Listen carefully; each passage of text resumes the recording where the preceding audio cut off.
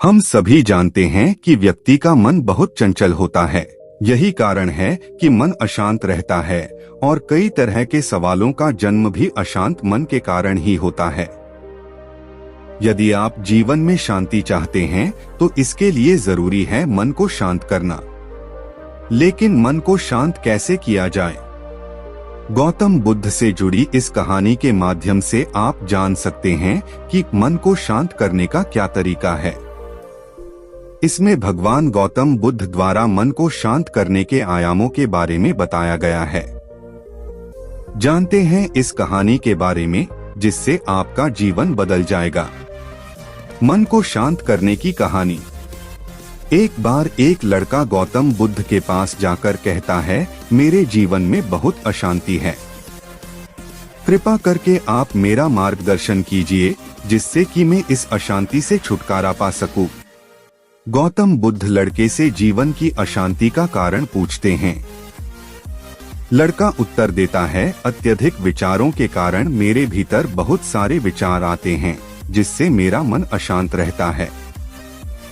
बुद्ध मुस्कुराते हुए कहते हैं, ऊपर आकाश की ओर देखो और बताओ कि तुम्हें सूर्य दिख रहा है। लड़का ऊपर देखता है और कहता है, धूप दिख रहा है। बुद्ध उससे पूछते हैं कि अगर तुम लगातार धूप में खड़े रहोगे तब क्या होगा? वह कहता है, मुझे अत्यधिक गर्मी लगेगी और शरीर में बेचैनी होगी।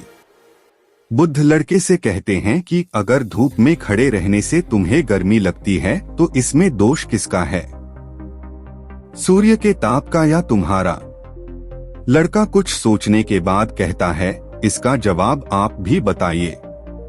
बुद्ध कहते हैं, सूर्य का काम है ताप देना और ताप का काम है गर्मी लगना। ऐसे में तो दोष तुम्हारा ही है कि तुम धूप में जाकर खड़े हुए जिससे कि तुम्हें गर्मी लगी। तुम्हें अगर शीतलता चाहिए तो तुम्हें छांव में रहना होगा।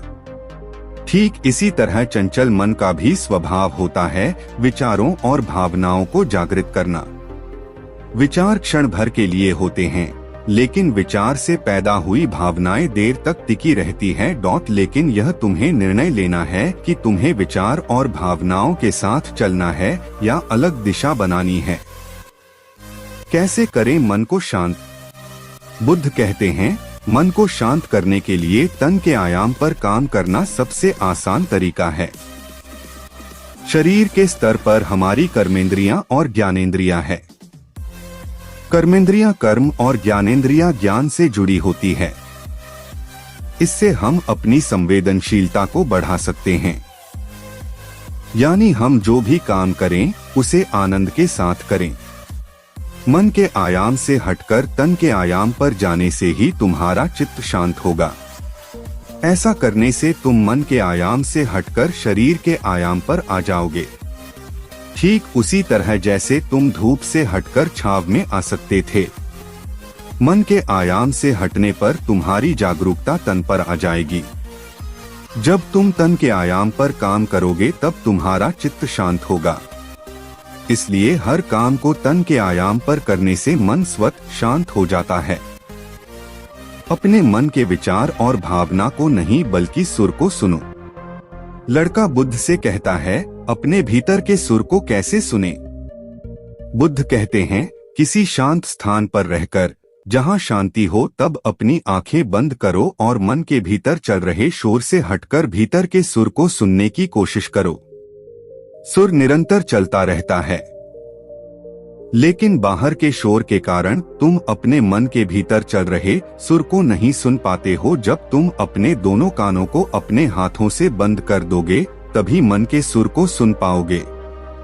इस तरह तुम मन की अशांति से दूर हो जाओगे और तुम्हारा मन शांत हो जाएगा। यदि आपने अब तक पूरी कहानी को सुना है तो मैं आपसे एक छोटा सा अनुरोध करना चाहता हूँ, कृपया इस चैनल को सब्सक्राइब करें ताकि मैं आपके लिए ऐसे ही ज्ञान से भरपूर कहानियाँ ला सकूँ। और हाँ, अगर वीडियो पसंद आया हो तो शेयर जरूर करें।